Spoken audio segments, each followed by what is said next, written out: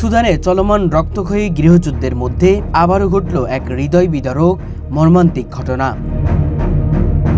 দেশটির রাজধানী খার্তুম সহ আশপাশের এলাকায় মুসল্লিরা যখন শান্তিপূর্ণভাবে নামাজ আদায়ে ব্যস্ত ছিলেন, ঠিক সেই সময় আকাশ থেকে নেমে আসে একের পর এক ড্রোন হামলা।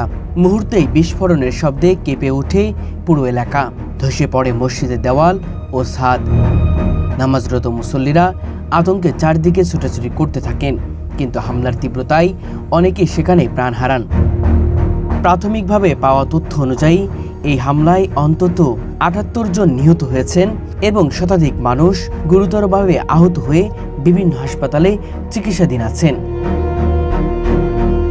নিহতদের অধিকাংশই ছিলেন সাধারণ মানুষ, শিশু, প্রবীণ ও যুবক, যারা নামাজ আদায় করতে মসজিদে এসেছিলেন।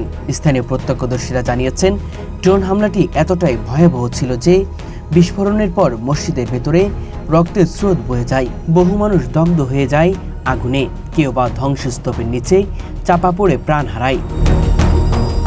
ধ্বংসস্তূপ থেকে এখনও লাশ উদ্ধার করা হচ্ছে। আহতদের অনেকের অবস্থা আশঙ্কাজনক হওয়ায় নিহতের সংখ্যা আরও বাড়তে পারে বলে আশঙ্কা করা হচ্ছে।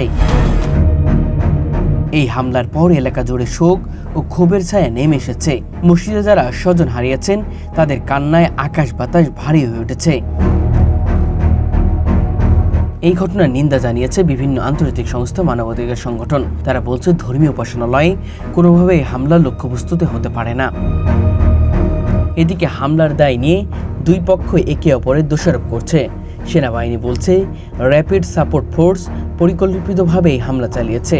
আরএসএফ এর দাবি, সেনাবাহিনী নিজেদের স্বার্থে ড্রোন হামলা করে এই হত্যাযজ্ঞ চালিয়েছে। নিহতদের রক্ত যেন যুদ্ধরত পক্ষগুলোর স্মরণ করিয়ে দেয় এবং সহিংসতার কারো বিজয় না হয় এবং এর শিকার নিরীহ জনগণ। শান্তি প্রতিষ্ঠা এখনই একমাত্র সমাধান।